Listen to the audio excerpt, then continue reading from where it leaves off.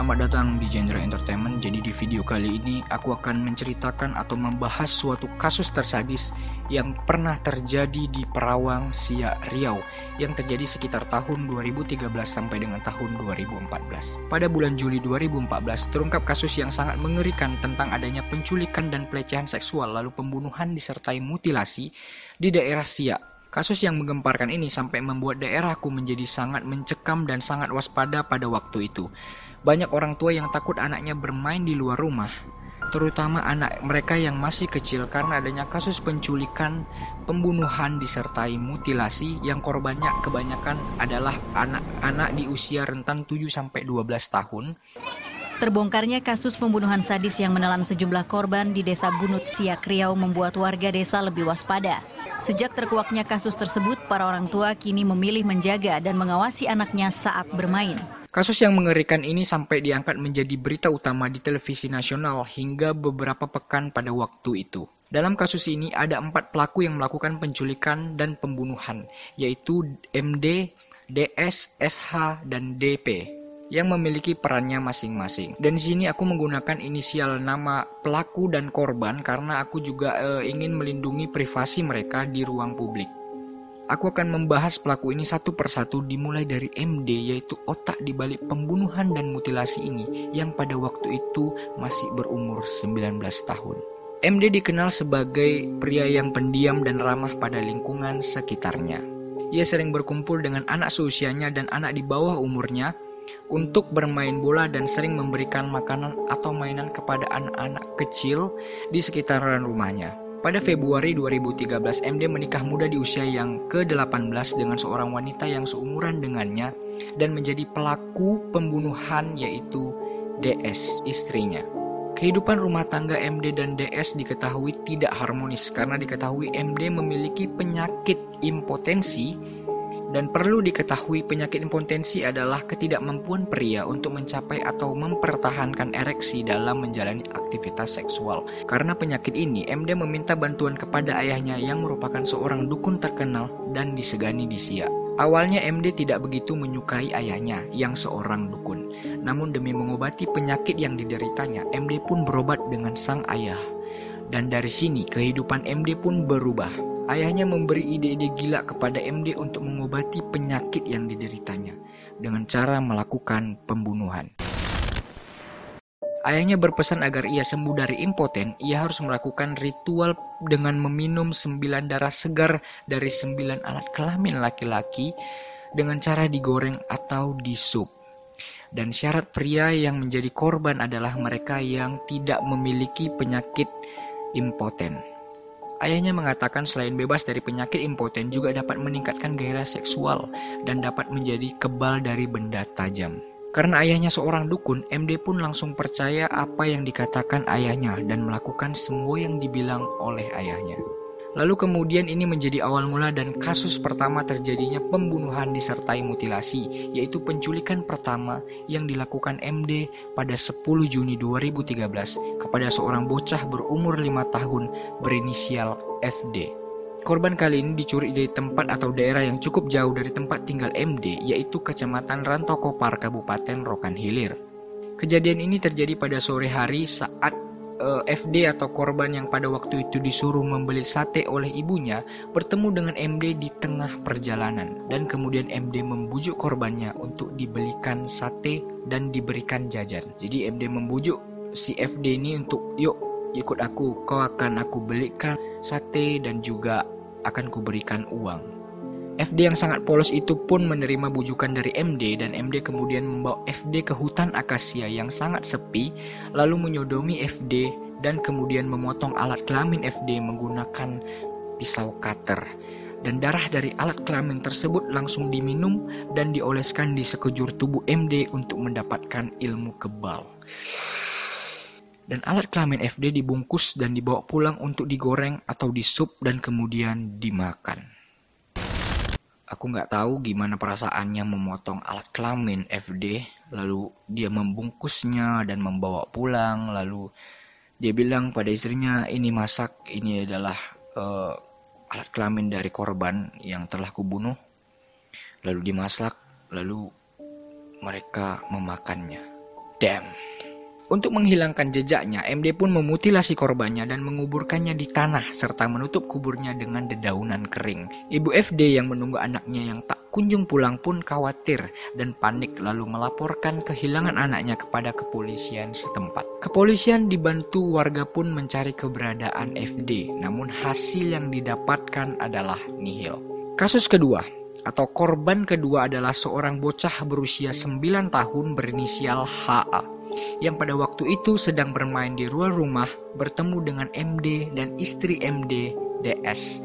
Dan di sini awal mula DS mengikuti jejak suaminya. Kejadian ini terjadi pada 2 Juli 2013 di Jalan Stadion Duri, Kecamatan Bandau, Kabupaten Bengkalis. Pada waktu itu MD yang dikenal ramah pada anak-anak mengajak atau membujuk HA untuk memancing dan berenang. Dan HA pun yang tidak curiga sama sekali mengikuti ajakan MD. Setelah itu ia dibawa ke hutan akasia dan di sini DS, istri dari MD, bertugas menyodomi HA untuk mengetahui HA impotensi atau tidak. Lalu kemudian MD langsung memotong alat kelamin HA dengan menggunakan pisau cutter dan melakukan hal yang sama seperti korban pertama, yaitu meminum darah dan membawa pulang alat kemaluan tersebut. Di sini HA sempat berteriak keras ketika kejadian tersebut terjadi, namun naas saat warga mencari sumber suara tersebut, warga tidak menemukan apa-apa. Ya, kita lanjut ke korban ketiga dan keempat dari kasus pembunuhan disertai mutilasi ini. Korban ketiga adalah seorang bocah berumur 8 tahun yang berinisial MG yang diculik dan dibunuh pada 30 Juli 2013. MG pada waktu itu bertemu dengan MD dan dibujuk oleh MD untuk dibelikan kerupuk. Setelah setuju dengan ajakan MD, MG kemudian mengikuti MD sampai ke hutan akasia yang pada saat itu sudah ditunggu oleh pelaku lain, yaitu SH. Jadi ini pelaku baru muncul lagi, yaitu si SH yang telah menunggunya di hutan. Di sini SH adalah teman dari MD yang dibujuk untuk membantu MD menjalankan pengobatan dari ayahnya dan dijanjikan untuk dibelikan uang senilai 500.000. Dan satu fakta lagi tentang SH, ia adalah seorang tukang potong daging di pasar yang sudah berusia 25 tahun. Jadi dia sudah biasa dalam hal memotong daging dan sehingga tidak terlalu takut untuk memutilasi korbannya. Lanjut. MG pun dieksekusi dengan cara yang sama, namun di sini SH langsung meminta imbalan dari MD.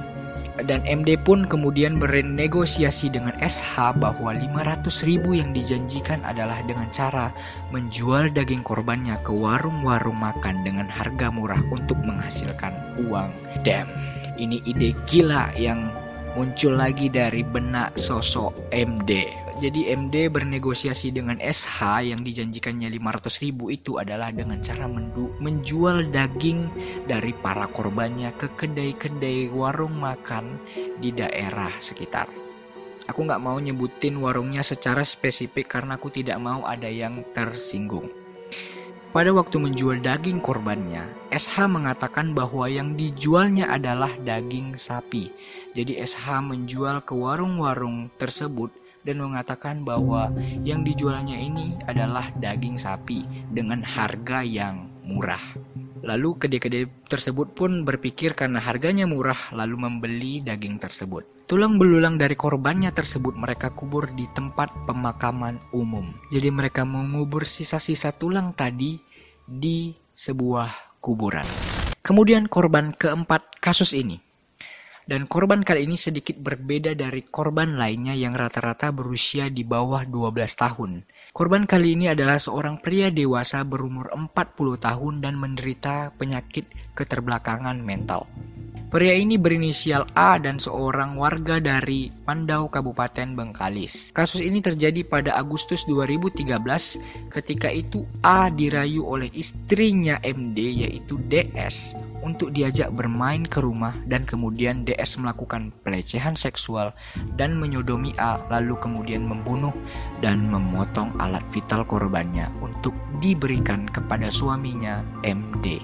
Jadi DS mengajak si A ini untuk yuk bermain ke rumahku. Lalu dia melakukan aksi menyodomi pria dewasa tersebut dan memotong alat kelaminnya untuk diberikan kepada MD. Dan Mayat A pun kemudian dimutilasi oleh MD dan kemudian dikubur.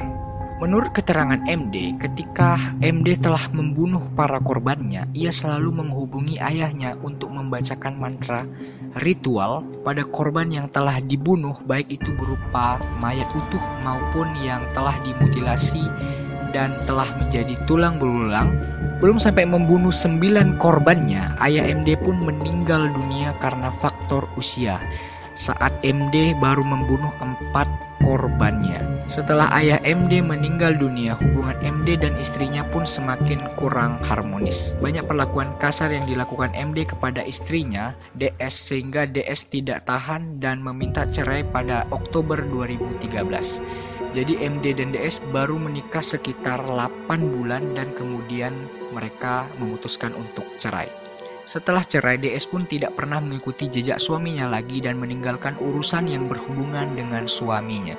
Next, kita masuk ke pembunuhan kelima. Di pembunuhan kelima kali ini, setelah MD bercerai dengan istrinya, ia kembali mengajak rekan lamanya SH dan pelaku baru yang berinisial DP yang dijanjikan juga diberikan uang setelah membunuh. Fakta tentang DP adalah ia adalah seorang pelajar pada waktu itu, duduk di bangku kelas 2 SMA dan usianya pada saat waktu membunuh itu adalah 16 tahun. Jadi dia yang paling muda di antara pelaku lainnya. Korban kali ini adalah bocah berusia 10 tahun berinisial RH yang diculik pada 14 Februari 2014. Saat itu RH yang sudah mengenal MD yang juga merupakan tetangganya diajak bermain di rumah MD dan kemudian ia dieksekusi oleh MD, DP, dan SH. Tugas SH sama seperti korban ketiga tadi, yaitu memisahkan antara tulang dan daging korban, dan tugas di DP di sini adalah mengumpulkan tulang belulang RH untuk kemudian dikubur di tempat pemakaman umum. Awalnya orang tua dari RH mencurigai MD dan keluarga RH kemudian menginterogasi MD. Namun MD malah mengamuk dan marah besar sehingga membuat keluarga RH takut salah orang dan tak pernah menanyakan lagi perihal anaknya kepada MD. Jadi awalnya orang tua ini udah curiga nih karena anaknya ini sering banget main sama si MD. Lalu dia curiga bahwa anaknya ini hilang berhubungan dengan MD dan langsung menanyakan kepada MD. Tapi MD pun merasa tidak terima dan ia pun marah besar dan mengatakan bahwa dia tidak tahu di mana keberadaan dari RH. Pembunuhan ke-6. Pembunuhan ke-6 kali ini dilakukan pada 16 Maret 2014 yang korbannya merupakan tetangga dari MD lagi, yaitu MA berusia 9 tahun yang dibujuk untuk mancing dan berenang. Jadi sama seperti korban yang tadi yang diajak mancing dan berenang. Kemudian ia pun dibunuh di tempat pemancingan yang sepi dengan cara yang sama, dibunuh dan dimutilasi dan dikubur di tempat pemakaman umum oleh DP. Korban ke-7. Kejadian ini terjadi pada 18 Juni 2014 dengan korban yang berinisial FM, bocah berumur 10 tahun yang pada waktu itu sedang bermain di luar rumah dan kemudian bertemu dengan MD.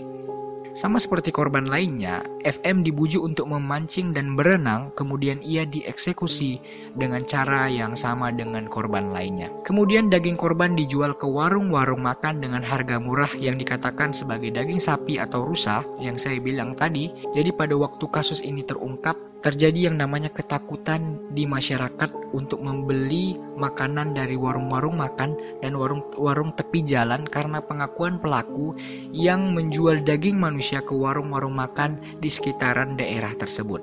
Dan kalau dibayangkan gimana ya perasaan orang yang memakan daging manusia tersebut, pembeli yang memakan daging manusia tersebut di warung tersebut. Ya apa dia nggak bisa bedain antara daging manusia dan daging sapi, dan dia pas tahu kasus ini terungkap gimana perasaannya ya, kayak dia nggak tahu bahwa yang dimakannya itu selama ini adalah daging manusia. Oke, next. Pembunuhan ke-8 dan menjadi pembunuhan terakhir yang juga menjadi titik terang bagi kepolisian untuk mengungkapkan kasus pembunuhan ini. Pada 18 Juli 2014, MD dan SH sedang mencari korban selanjutnya dan mereka berdua melihat ada 3 bocah laki-laki yang sedang memancing di parit. 3 bocah laki-laki ini adalah KH, M, dan OP. Sebelumnya KH dan OP sudah saling mengenal dengan MD yang sering bermain dengan bocah di sekitaran rumahnya dan tidak menaruh rasa curiga kepada MD. Jadi si KH dan OP ini udah nggak curiga lagi sama si MD karena dia udah kenal gitu. Di sini yang baru mengenal MD adalah si M, yang memang baru mengenal MD karena baru saja pindah di daerah tempat tersebut. MD pun mengajak ketiga bocah tersebut untuk memancing ke tempat yang lebih strategis yang dikatakannya ini tempat rahasia. Di sini banyak sekali ikan-ikan gede, kalian bisa dapat menemukan ikan gede-gede di sini. Karena ketiga bocah tersebut sama sekali tidak menemukan atau mendapatkan ikan di paret yang mereka pancingi pada waktu itu. Jadi si MD mengajaknya untuk ke tempat yang lebih strategis lagi yang banyak ikannya. Modusnya seperti itu. Mereka bertiga pun sepakat mencari tempat yang diajukan oleh MD. Saat itu MD dan SH memboncengi M dan OP untuk ketujuan dan KH disuruh menunggu dan sambil mencari cacing karena motor yang ditumpangi tidak cukup untuk tumpangan. Dan ketika di perjalanan, M mulai berprasangka buruk karena ia mengingat pesan dari orang tuanya untuk tidak mengikuti orang yang tidak dikenal. Kemudian ia memberontak dan langsung lompat dari motor dan terjatuh ke aspal. Jadi dia ini mendengarkan nasihat orang tuanya bahwa jangan langsung mempercayai orang yang baru dikenal atau tidak dikenal sama sekali, karena adanya kasus penculikan yang marak sekali terjadi pada waktu itu. Jadi M pun mendengarkan atau mengingat nasihat orang tuanya tersebut langsung kayak refleks gitu dan langsung memberontak di motor dan sangat berani untuk lompat dari motor tersebut. Sedangkan OP pada saat itu tetap berada di motor yang dibawa dengan menancap gas dan semakin kencang setelah M melompat dan meninggalkan M. Jadi si OP ini masih berada di motor saat si M sudah lompat dari motor, dan waktu itu si MD dan si SH ini refleks dan langsung menggaskan motornya, langsung membuat motornya lebih kencang lagi agar si OP ini tidak mengikuti jejak kawannya si M, lalu meninggalkan si M jauh. Dan kalian pasti tahu apa yang terjadi dengan si OP. Ya, si OP juga menjadi korban terakhir pada kasus pembunuhan ini. Bagaimana dengan si KH? KH juga selamat seperti M karena ia menunggu berjam-jam di paret tersebut namun tak kunjung dihampiri, tak kunjung dijemput. Akhirnya KH memutuskan untuk pulang ke rumahnya. Kemudian warga pun digemparkan dengan hilangnya OP dan KH menjadi saksi kunci atas hilangnya OP dan menjadi saksi kunci atas kasus pembunuhan ini. Dan KH memberitahu tentang kejadian sewaktu di pemancingan secara detail kepada orang tuanya, dan orang tuanya langsung memberikan kesaksiannya kepada kepolisian. Polisi pun menangkap MD pada 20 Juli 2014 untuk diinterogasi lebih dalam. Dan pengakuan MD pada polisi adalah disuruh oleh seorang waria untuk melakukan semua kejahatan tersebut dan menyerahkan semua mayat yang telah dibunuhnya kepada waria tersebut untuk dikubur di rumah atau di pekarangan rumah waria tersebut. Polisi pun mendatangi kediaman waria tersebut dan tidak menemukan bukti adanya mayat yang terkubur di pekarangan ataupun di rumah waria tersebut. Dan kemudian polisi mendesak MD untuk berkata sejujur-jujurnya, dan MD pun tidak bisa berkutik dan berbohong lagi dan mengakui semua perbuatan keji yang dilakukannya selama ini. Polisi pun menetapkan 4 orang tersangka dalam kasus ini, yaitu MD, DS, SH, dan DP. Majelis Hakim Pengadilan Negeri Siak mengetok palu untuk MD, DS, dan SH dengan hukuman mati. Sidang yang dipimpin oleh Hakim Sortaria Neva memutuskan para terdakwa mendapatkan ganjaran hukuman mati.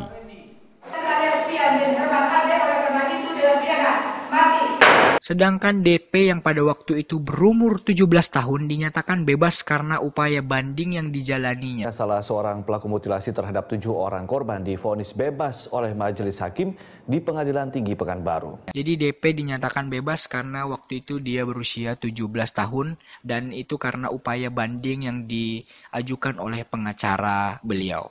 Oke, kita telah sampai di penghujung video dari kasus ini, dan kasus ini aku nyatakan telah ditutup. Mohon maaf jika ada kesalahan tempat, inisial, atau data yang kusampaikan kurang valid. Kalian bisa komen di bawah kolom komentar jika kalian mungkin lebih tahu banyak tentang perihal kasus ini. Makasih buat kalian yang udah menonton video ini sampai habis. Jangan lupa untuk like, share, and subscribe. Dan Saksikan video-video berikut lainnya di channel Jenderal Entertainment dan sekali lagi see you on next video.